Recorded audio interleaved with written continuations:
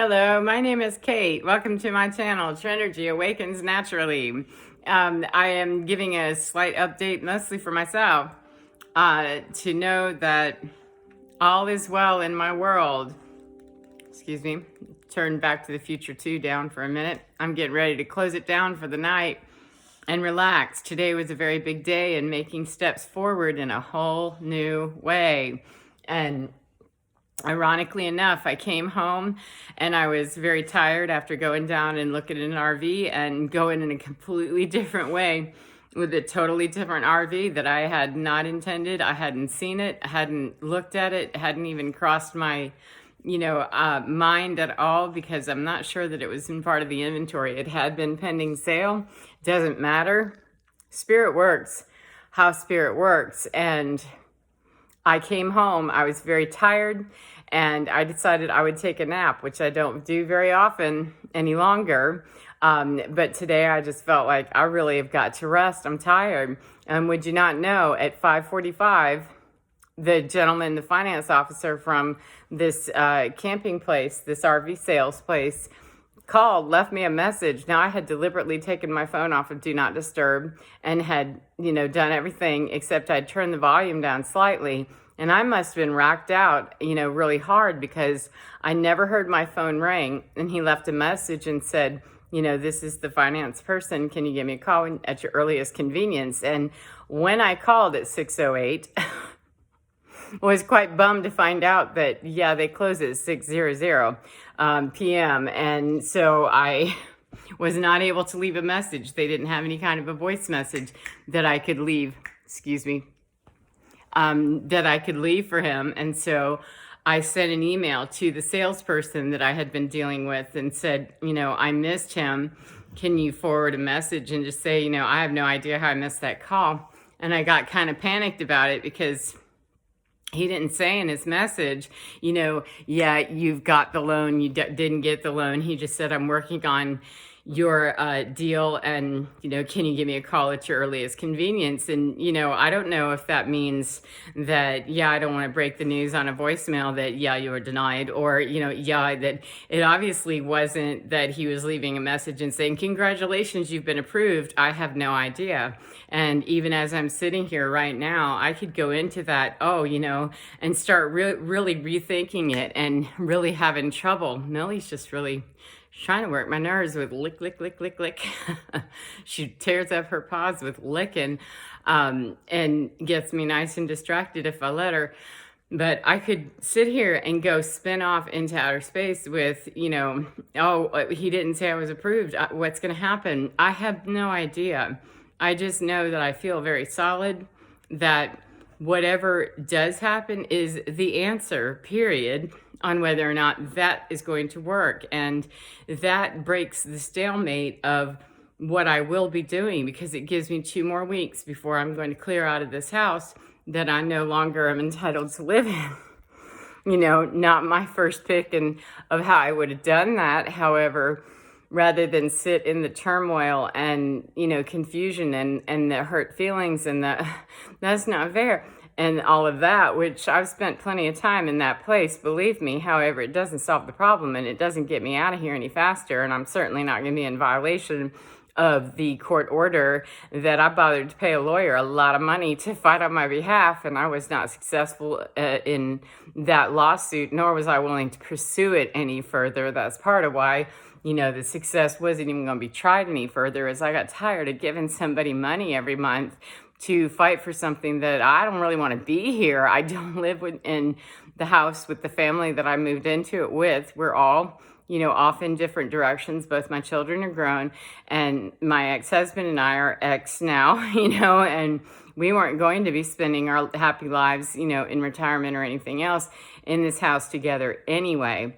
And through shady dealings and, just some very ugly stuff, things were done that were out of my control. And I lost in a very bad arrangement right from the beginning with this home, that was not done the way that it could have been done to best ensure my own legal safety. And I've learned a very valuable lesson about how to do that, that whether I trust anybody or not, legalities are legalities, and hurt feelings can cause people to do some things with their legalities that they start throwing their weight around. And they were successful in doing that. The people that were, looking to go shady, they did, and they won.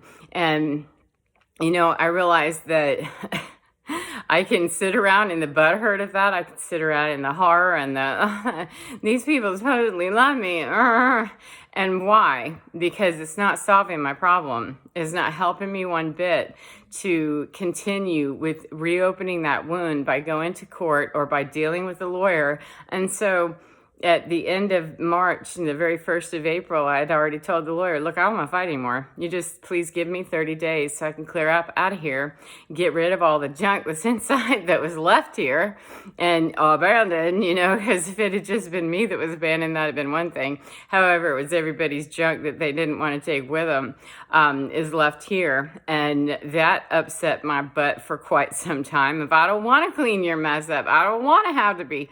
And was it solving the problem there, Kate? No, it was not. And so I started clearing out, and it's taken quite some time. This is a process that's gone on for 2.5 years now. The divorce began in December of 2018. However, things had started to go awry, several months prior to that, and it's now the middle of April of 2021. And so we're talking almost 2.5 years of clearing a house out and pulling furniture out, piece by piece. That which I couldn't take out in a whole big giant chunk, I broke it apart one piece at a time, because that's what I could do as one single person who was getting rid of junk that nobody wanted. Nobody wanted to come and pick it up. Nobody wanted to have it, and I didn't want any money for any of this stuff. I don't want, to me, that was considered bad money. That, excuse me, if I put it by the curb and somebody could use it and want it, and they did, they would take it. Most of it, quite frankly, must have known that it had the mark of the beast on it or something, and it went right to the dump. But anyway, I go astray that I wasn't solving my problem very well by continuing to fight for something that was Camp Hell, as far as I was concerned, that I wasn't ever going to feel at home in this home. Too many bad memories, too many bad associations, too many things, lost dreams, etc. Then why would I fight to do that some more? And it's a 3-bedroom home. I'm a single woman living by myself with 3 cats and 2 dogs. I definitely don't need a 3-bedroom house, nor the upkeep or the expense of it. And so I had told the lawyer already, I don't want to fight for this. It's already been sold anyway out from underneath me, and I don't want to fight for it with, a company that's got way more money than I do. And the person that, is responsible for that, they've run away with their, booty, and that's that. And I have to leave that up to a higher cause that understands and deals in that, and it's not up to my human justice of what I think is right. And it doesn't matter what my opinion is. I don't care any longer to fight against a hurricane or fight against a raging river. I don't care to be drowned in one either. And so I've learned my lesson about don't be playing with fire like that. And don't make dealings. It doesn't matter who they are, if they're family, friend, foe, it doesn't matter. No, do not make arrangements with people, no matter who they are, just because. That's good politics in my own experience, that people can change their mind about what they're willing to do when they're hurt and they're angry. And I'm not willing to do shady stuff just because I'm angry. And I'm also not willing to be the victim of somebody else who is willing to do that when they're angry and hurt, and no blame or shame to be thrown forward, specifically just stating the facts that hopped weird and turned into some, quite shocking behavior that I was absolutely flabbergasted at. Wow, that's not even remotely the quality of persons that I thought you were. Several different people that, I know we all have the ability to go, pretty carnivorous whenever we want to. However, I just never expected that from the people that it was coming from. However, I do know enough that the history, there is a great deal of mystery in the actual history of those people as to what drove you to do that, because that cannot be me specifically. That's about you and your baggage and what is your history and what took you to that place of such fear and anger and response and, retaliation. That's a pirate ethic that isn't, we're not born with that. We are not born swashbuckling right out of the womb. We learn that through trauma. We learn that through, the way that we're raised. And excuse me, I've had my own bag of trauma. I have my own terrible, sag bag story. And I choose not to throw that forward any more than to use it as a tool of how I go forward, that I could be angry and retaliatory against the world for all the victimization and all the times that I have been harmed. I have been victimized. I absolutely have been, and traumatized and taken advantage of, and absolutely, raked over the coals on many occasions. And there isn't anybody out here that's going to be able to fix that. If I retaliate, if I, throw it forward and I say something mean or I do something hurtful or hateful, it's not going to help the hurt in my heart that's already happened from somebody else. Even if it was those particular people, that does not help me feel any better. And I really don't understand it. I'm not sure that it helps anybody else feel better either. I think they believe it does, and money seems like it just cures all kinds of evil. There was a lot of money involved in these, shady dealings. However, did money purchase that relief of the soul that you were looking for? Because for me, I would not be able to be okay with that money, knowing how I had acquired it, and try to use that to salve my soul with what was really aching and hurting me. And I'm not going to take blame or assignment on somebody else's actions that were a reaction.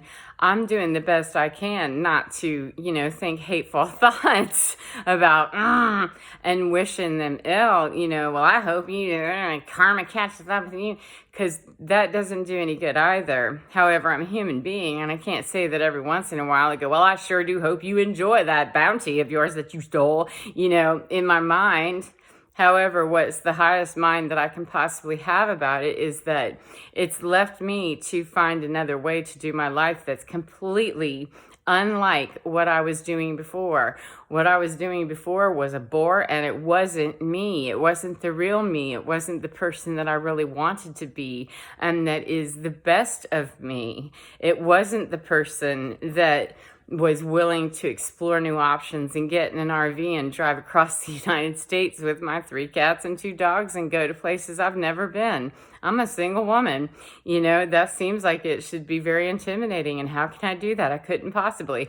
And, I don't know anything about managing money. I don't know anything. I know a lot. I knew a lot then. I just allowed myself to get talked into believing that I was too stupid, too incapable, too unable, and allowed people to enable me, and I allowed them to be enabling and enabled. And, we just had a very toxic, parasitic relationship that was back and forth. When one of us wasn't feasting on the other took the turn. And that's called dysfunction. It's called codependent, enmeshment, narcissistic. It doesn't matter what the label is. It was feasting out of pain, and they're not healthy relationships. That I don't have any of those unhealthy relationships in my life anymore.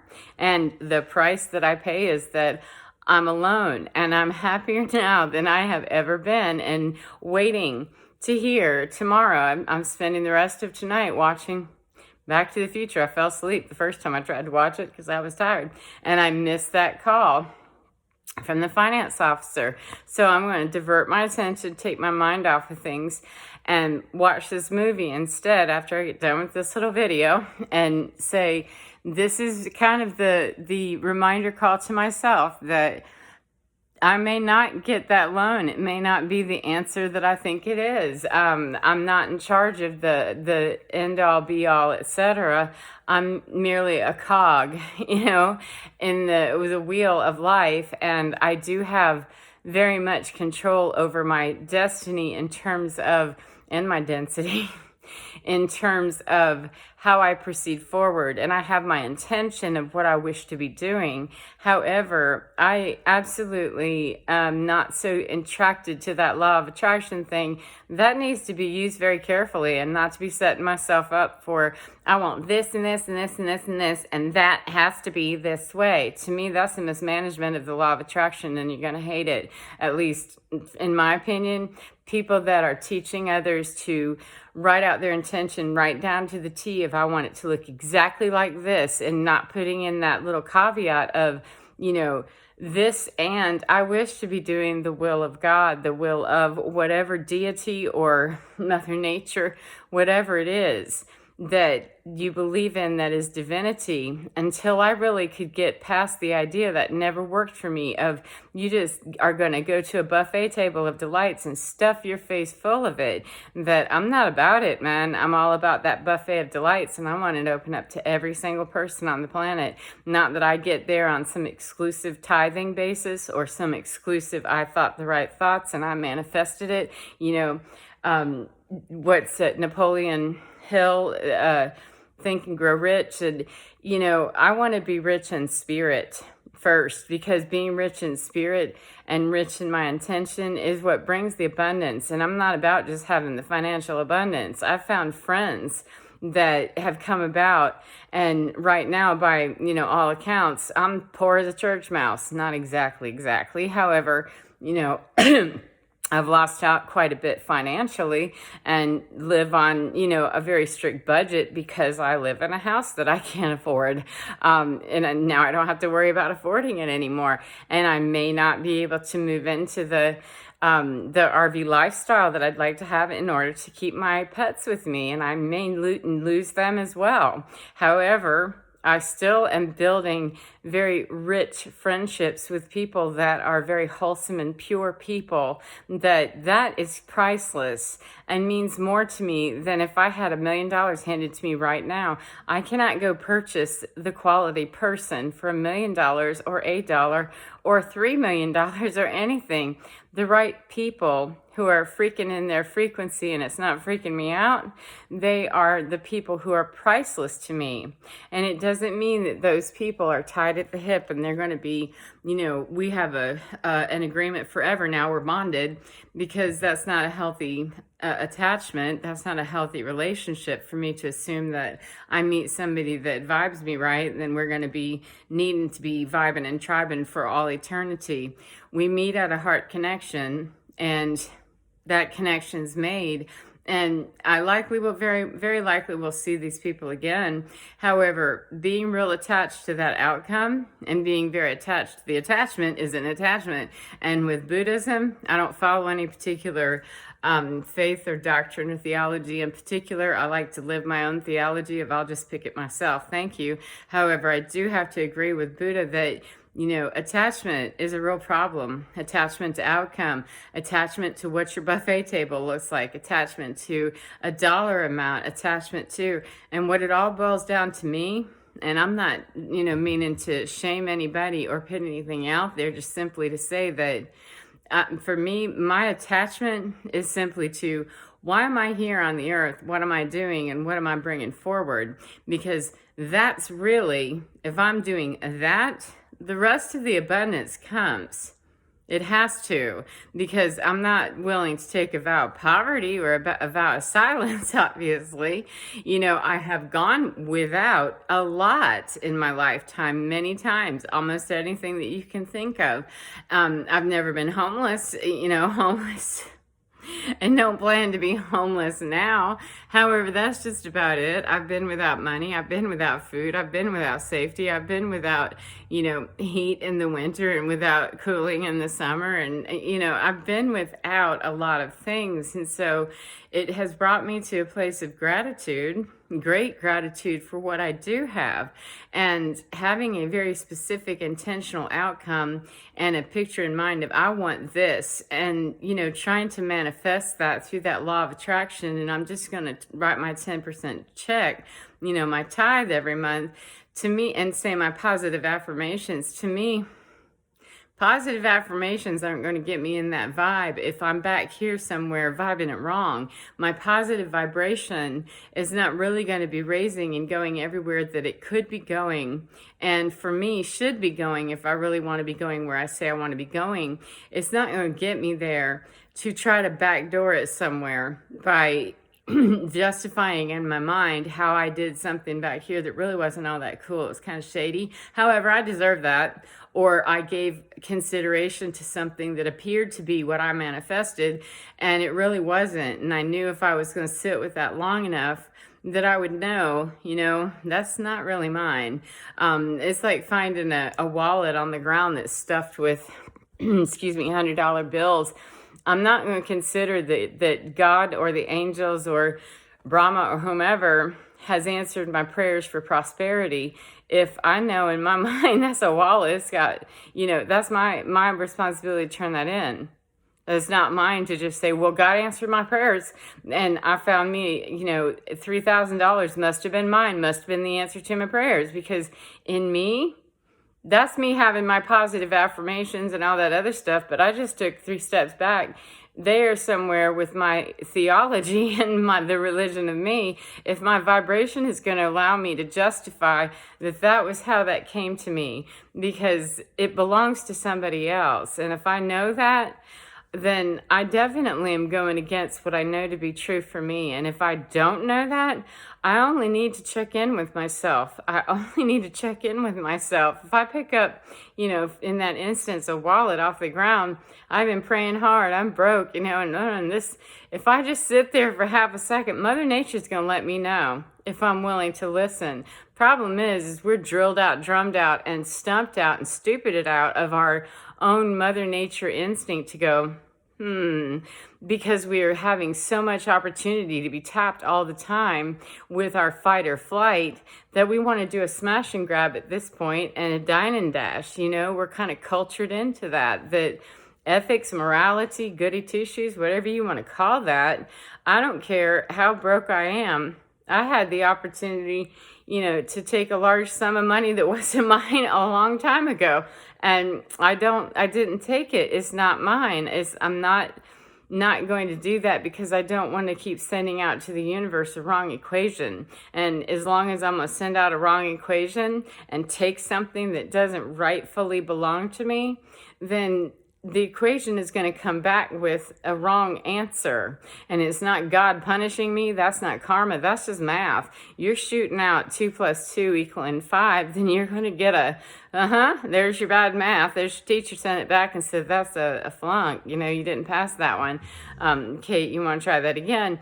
And, I've never been one to be a thief or things like that. It's just not my nature because I feel too guilty about that. And it's not because I'm a goody two-shoes. It's just that innately, if it's not mine, I don't want it, because I can feel that energetically as an empath and an intuitive.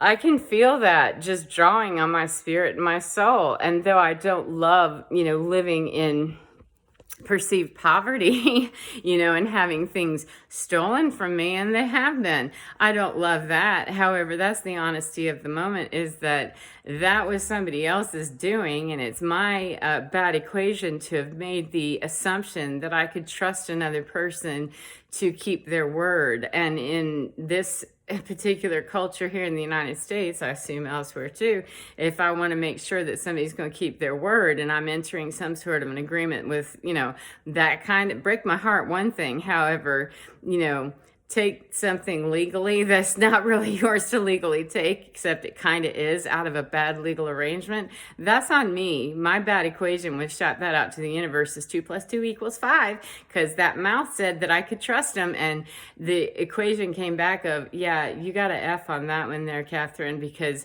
you couldn't trust the word. The legalities of it were that was not going to be how that worked out. And so it didn't matter if it broke my heart, hurt my feelings, or if it was, that was just a mean thing to do. It was legally, that person was entitled to do exactly what was done, no matter whether or not it was right, no matter whether or not it was the ethical thing to do, or, a family dynamic that I never in a million years, and I didn't. I was shocked. I was absolutely horrified to learn. And that is exactly why I do what I do, is that I don't want other people to learn through a burn. Most of us do learn through burn, and brutality is one hell of a way to combat learn.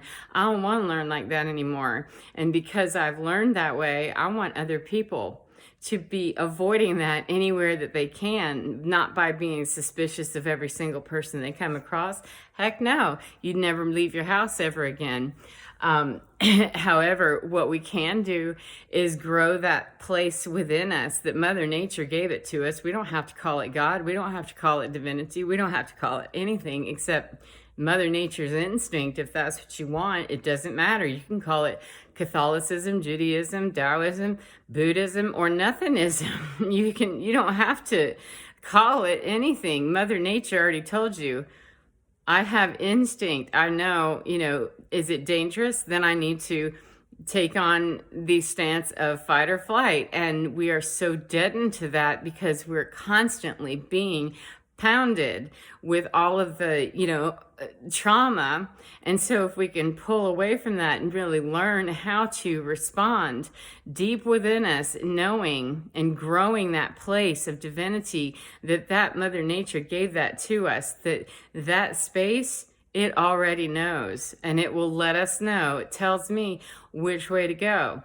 And I don't have to go to a church on a Sunday, a Monday, or any other day. I don't have to walk into a synagogue, a temple, a chapel, a monastery, an ashram, a meditative state, in yogic stance. It doesn't have to be that. There are many ways to achieve that place of clarity and perception and ability to read a situation and read my own body's response to it, because the human body is quite adept. Mother Nature already said so. She gave us that response of, and if I pause for half a second, that's Mother Nature saying to me, hey, you might want to listen. You might want to pay attention. There might be danger. Or, I don't always have to be looking out for danger. It could also be, hey, there's something really exciting coming. And as I grow that more and know that more and drop, making shady dealings with shady people, because right from the get-go, I didn't feel really great about that arrangement. It was not done the way that I really felt the best about. However, I felt like that was what I had to do based on my own personal circumstances at the time to get into kind of a non-binding contractual agreement that I got bitten in the end by not really having my end of the equation correct from the beginning. By let's not make that agreement. If I can't do that on my own and without, the assistance of someone, whether I can trust them or not, and it's not going to be done, legally with a contract, etc., then I need to keep my nose right out of that. Otherwise, I might find 7 years later that, yeah, that was done and you're out. So, and you lost all of it.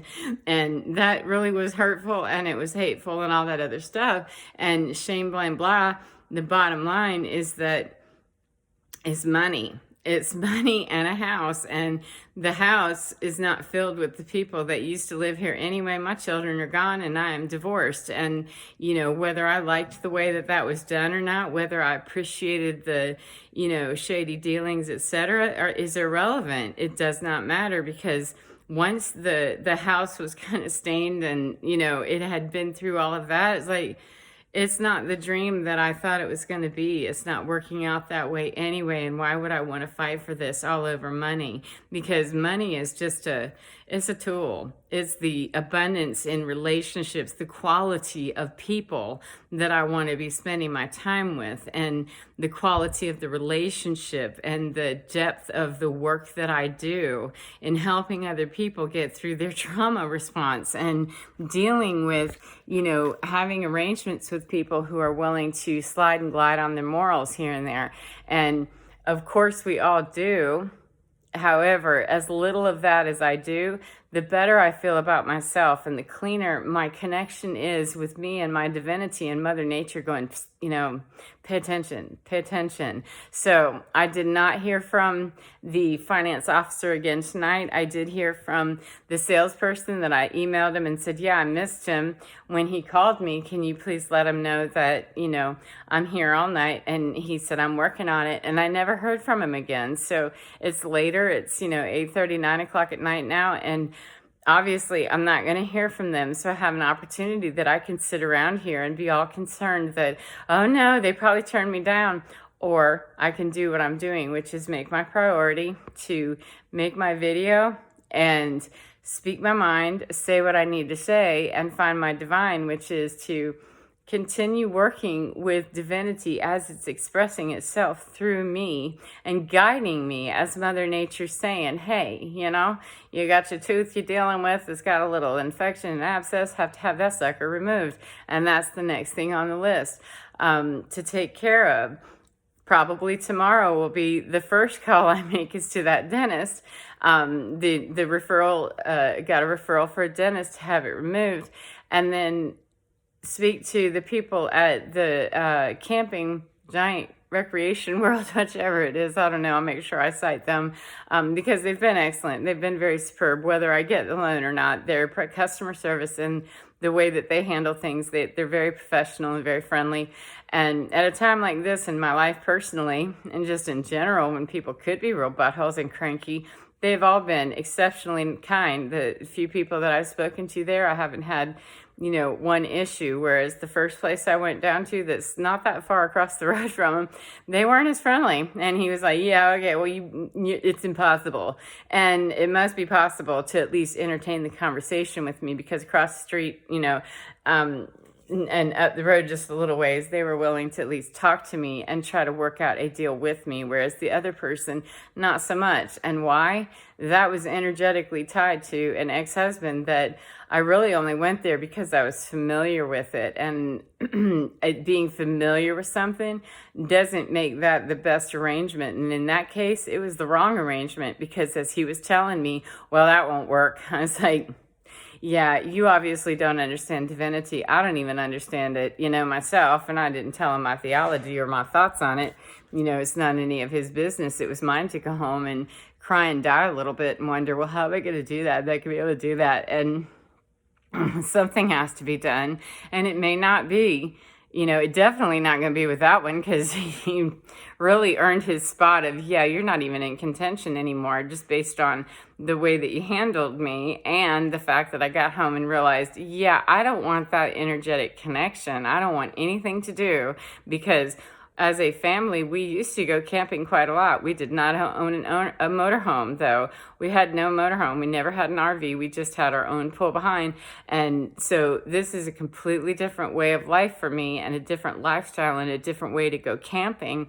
And I want a clean break. And I don't want to have any dealings with anybody that ever dealt with my former life as far as starting a new RV life. And if that's not the life that I'm leading, then it doesn't matter because the place, the giant recreation world or camping world, whatever it's called, those people have already treated me like I was a real person, all grown up, and had the sense to walk in and, be treated like an adult, not like a child that needed to be patted on the head and say, oh, that just won't work. And I have no idea. I feel pretty confident that something can be worked out and that it is being worked out, that, he didn't just say, well, you didn't get the loan. He also didn't say, well, yeah, you got the loan. They may have questions. He may be wanting to let me down gently. I have no idea. I just know that no matter what it is, cut those ties with the other place altogether because I don't want the association of knowing that that's where business was done before in my old life. I don't do that anymore. And so go over here where this man's telling me, oh yes, we have a class. We will show you, how to do this. Because I said, I've never driven, an actual motorhome. I've towed a camper and that's it. And an ambulance is about as big a vehicle as I've driven, and towing a Tahoe with a pull behind is not the same. And he said, oh, we have a whole class, we would show you and et cetera, et cetera. So if they're the ones and they're going to help me to get my financing figured out, then I know I'm in very good hands. And if I'm not qualified for the loan or whatever, then I still got dealt with respect, kindness, and professionalism that I didn't receive elsewhere. So those are key. And that right there is enough of the divinity in me that I wasn't getting that, I'm not digging what this man's saying, which is kind of what was happening with the first place, that I don't like your dude, dude. And whether you think I'm an idiot or not, or you think I don't have enough money, or you think whatever you think of me, is irrelevant, because I'm a potential customer. And if you blow me off already because you just think I'm not worth your time, I'm not really a potential customer. I told him before I left, I said, well, I'm somebody's potential customer, whether I'm yours or not, or whether you see me or not. I'm going to have to figure it out, and you'll see me again, and it won't be in his lot. If he ever sees me again, it'll be, on YouTube for some reason, or who knows where. However, it won't be there patronizing his business, because just the lack of professionalism and courtesy was alone enough to turn me off. That even if they'd offered me that deal, I think I probably would have had Mother Nature going, yeah, just to get the deal, it's not worth it. Nope, that's not a deal. If I have to sell a part of my soul or be treated like a child or patronized in some way, nope, that's not good enough. That's not the standard that I'm setting going into a brand new life. That's dragging part of my old life with me and trading off and putting up with somebody's bullcrap and their attitude and their, no, that's dragging old life of what I would tolerate and what I probably was putting out to some degree because I was being treated that way. Then I'm sure I threw too. And I'm certain that there's a whole host of people who'd be happy to tell you, yeah, you were a real biatch about things.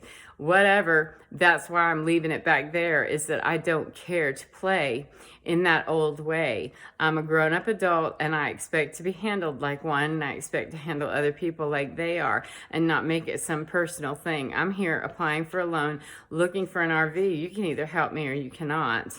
I either qualify or I do not.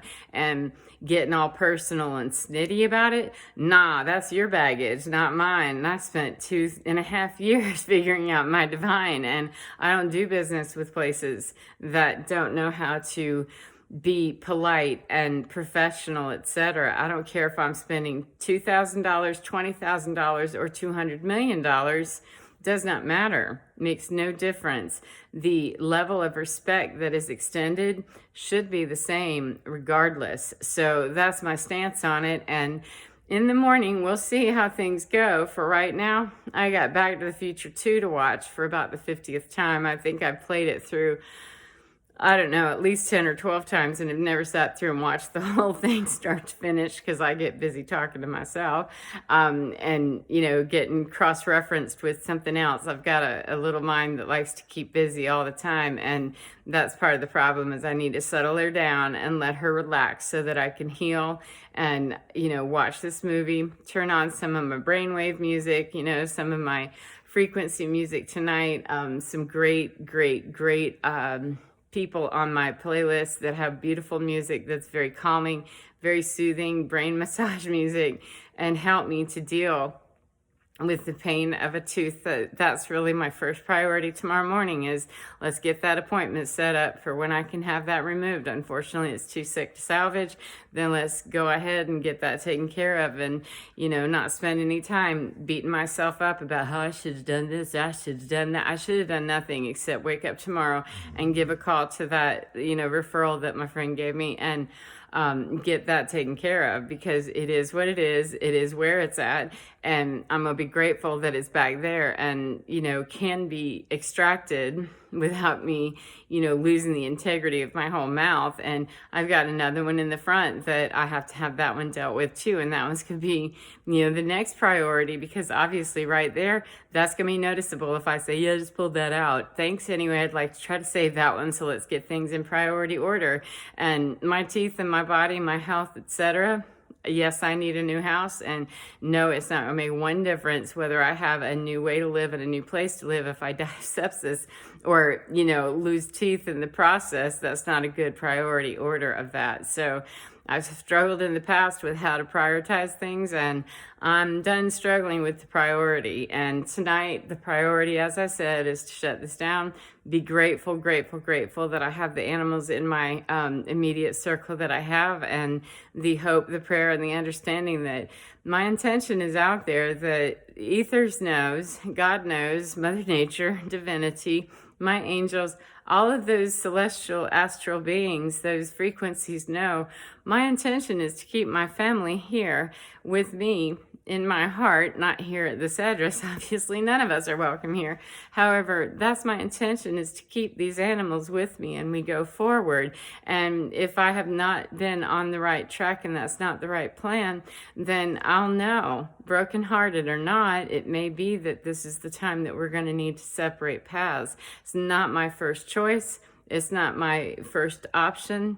However, I'm willing to be open and receptive to the ideas that come to me and how I can make that work and keep on moving forward. And if I hit a whole lot of resistance and a whole lot of, walls on that, that's probably whenever I need to get the hint that, yeah, you probably should refigure that one and retool it and reschool it and refigure and rejigger, because it shouldn't be that hard to do something that's right. It should be falling into more of an alignment that's easier to just kind of click into place. Doesn't mean that it doesn't take dedication and work. It means that if I'm meeting absolute resistance, like that dude down the road telling me, yeah, there's no way. That was obvious resistance of, yeah, you're obviously not going to work with me, and I'm not fighting to spend money with you or your business to have your business. That's ridiculous. That's the resistance I'm talking about. I'm not talking about, having to work and invest my time and my dedication and my money to a project to get it done. I'm talking about when I meet a wall of, and so far I haven't met a wall from these people. They've been very receptive and very timely in their response to me, and something is working, something is afoot. It absolutely is. I'm just not in on the rest of that mystery just yet. So I'm going to go have my sweet dreams after I watch the rest of, start over on Back to the Future 2. I'll get around to Back to the Future 3. And I just noticed there's another Back to the Future being made in 2022. I just saw the trailer randomly pop up on YouTube somewhere whenever I went onto YouTube to watch something about Team Artemis, the launch on Thursday, Crew Dragon 2. I just was watching that, and a little trailer popped up, and I didn't watch it. I just happened to see it. So I guess they're doing a revision of that, and that ought to be fun. So tonight I'm going to fill my mind with Michael J. Fox and Christopher Lloyd and the fun little movies of Back to the Future 2 tonight. And thank God, thank divinity, thank whatever you call that. I call that divinity, and the angelic realms and the frequencies that are just so loving and kind and so very, very much holding me in the divine and keeping me there in that space and knowing that I am fine, no matter how much I might be scared sometimes, no matter how much, I may get angry, that I'm able to come back into that frequency. I can choose to step out of it and stay out of it for as long as I want to. However, it just feels really bad. And Mother Nature says, hey, how about we reach equilibrium on that instead of feeling that constant, fear of stuff that isn't really here. I don't have an answer yet. So why live with that? What if? Because that's the training. That's how I grew up. That's how I was indoctrinated. That's the patterning. And unassing that can be quite a chore sometimes, and it can definitely be a bore. However, the discipline is thought stop that and look at reality and say, is there an immediate danger? Is there an immediate threat? Like as in right now? Well, what about, no, we're not talking about that, Kate. We're talking about, is there right now? Well, no, everybody's pretty, okay, then do that and stick with that.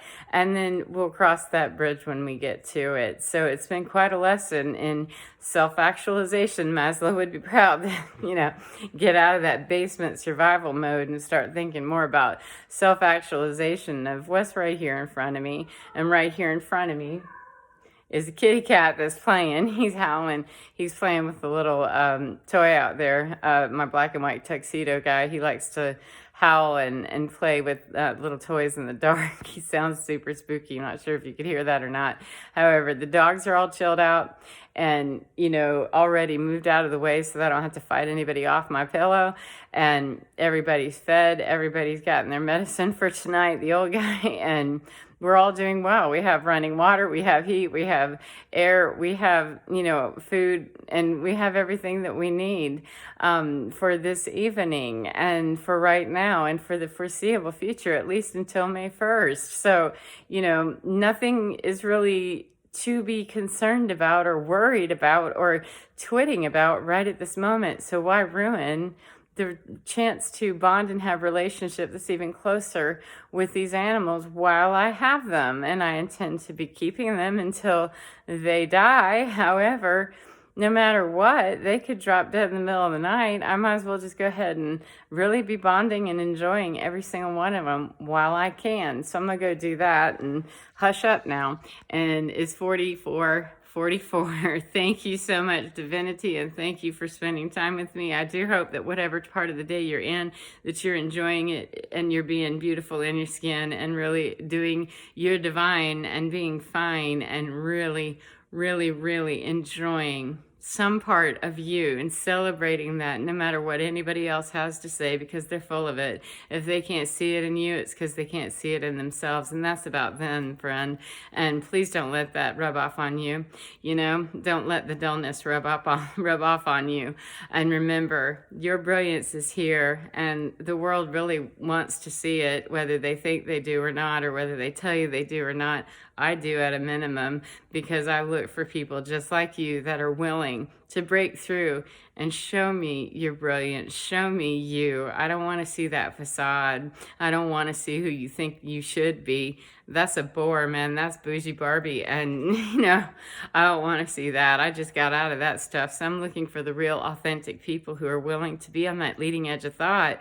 Not necessarily going up in space, not necessarily, you know, doing something that looks really huge, that are being authentically themselves and beautiful in their very own way. And I'm meeting those people now that the other stuff is cleared out of my way. So have a great part of the day, whatever part you're in. Enjoy being in your skin and be divine, because baby, it is absolutely fine. Take care, and I'll see you next time. Bye-bye, friends.